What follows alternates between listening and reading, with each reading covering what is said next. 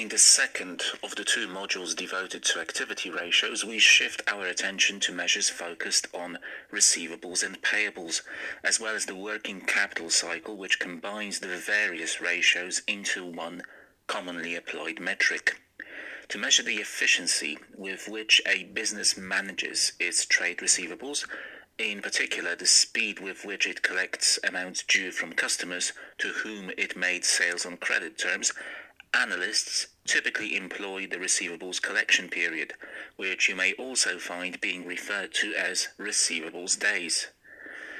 This ratio is computed by dividing trade receivables as featuring in the statement of financial position by the amount of credit sales coming from the income statement and multiplying the result by 365 days. You should note that just as before, when we were dealing with the inventory turnover period, there is consistency between the units in which the numerator and denominator of the receivables collection period are expressed. This time, however, both are measured in terms of selling prices, that is, the prices paid by customers, as opposed to purchase prices, as was the case with inventory turnover. Additionally, it is again common for analysts to utilize an average balance of trade receivables, typically by averaging the beginning and end of period levels, as opposed to taking a single value from one point in time. Let's illustrate this ratio with the aid of a simple example. Over the course of the year, a company generates €420,000 of sales revenue, of which €360,000 are sales made on credit. Trade receivables remain at a constant level of €45,000 throughout the period. If we make the simplifying assumption that sales occur evenly throughout the year, then the volume of credit sales generated every month is equal to 360,000 over 12, or €30,000. With average trade receivables at €45,000, in other words, the equivalent of 1.5 of monthly sales, we can draw the conclusion that at any point in time, trade receivables reflect the effect of the latest 1.5 months or 45 days of credit sales activity. This in turn means that on average 45 days elapse between a sale on credit and cash collection from the customer. We may now attempt to derive the same result by actually applying the receivables collection period formula. So that's 45,000 divided by 360,000, giving 0.125 and multiplying this number by 365 to generate a result of 45.6 days, which is, of course, very close to the previously derived rough estimate. So how should we go about assessing the level of the receivables collection period?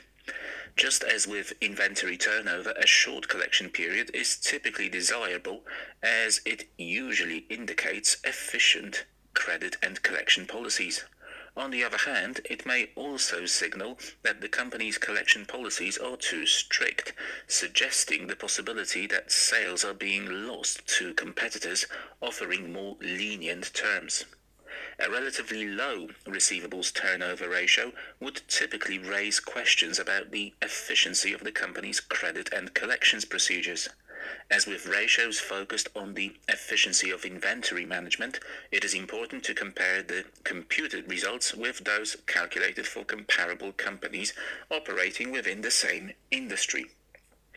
Additionally, the actual collection period should be contrasted against the company's stated credit policy, that is, the number of days of credit that the company grants its clients. Going back to our example, if the company has a policy of awarding just 30 days of credit and its computed receivables collection period is 45 days, then this clearly signals that customers are taking longer than expected to settle their invoices. The analyst should also note the following factors which may distort the computed collection period and analytical judgments based upon its level. A company which uses factoring arrangements will have a shorter collection period, as its trade receivables will generally be carried at a significantly lower amount. Making credit sales with unusually long payment terms to selected customers will extend the ratio beyond normal levels as observed in respect of the majority of client accounts. And finally, although the collection period formula utilizes the level of credit sales in the denominator, many analysts use the overall sales revenue figure if they do not have access to more detailed information. Such approximations are naturally fine, providing that the majority of the company's sales are actually made on credit. The computed result would not, however, be meaningful if sales on cash terms accounted for a significant part of the company's turnover. Let us now focus on the third and final of the working capital ratios, namely the payables payment period, which measures the speed with which a company pays its suppliers for purchases made on credit. This is expressed as the ratio of trade payables to credit purchases, with the result further multiplied by 365 days. In the majority of situations, an external analyst, that is, someone who does not have access to the company's internal accounting records, will be unable to compute or extract the amount of credit purchases made over the period. In such situations, it will be necessary to approximate this value by using either the overall level of purchases, implicitly assuming that the company makes all of its purchases on credit, or the cost of sales figure taken directly from the income statement, once again with the implicit assumption that all purchases are made on credit and that inventory levels remain stable between the beginning and end of the year. The payables payment period reflects the number of days which, on average, the company takes to pay its suppliers. A period that is low relative to industry norms could indicate that the company is not making full use of available credit facilities provided by suppliers. However, it could also be the result of the company taking advantage of early payment discounts. An excessively high payables payment period could indicate trouble in making payments on time, or alternatively, exploitation of lenient supplier terms. Let us now focus on a measure which combines all of the previously discussed ratios, namely the working capital or cash cycle, also known as the cash conversion cycle.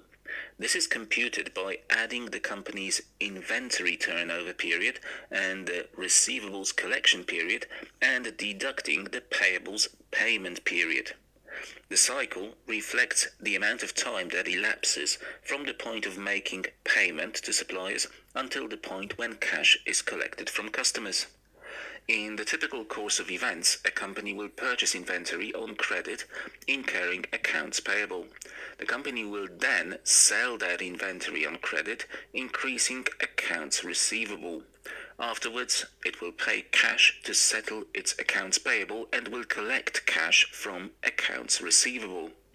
The working capital cycle measures the time between the outlay of cash and the collection of cash. As with the previously discussed ratios, which were expressed in days, it is desirable for the working capital cycle to be short, as this implies that the company only needs to finance its inventory and accounts receivable for a short period of time. A longer cycle suggests that the company must finance its inventory and accounts receivable for a longer period of time, indicating the need for a higher level of capital to fund current assets.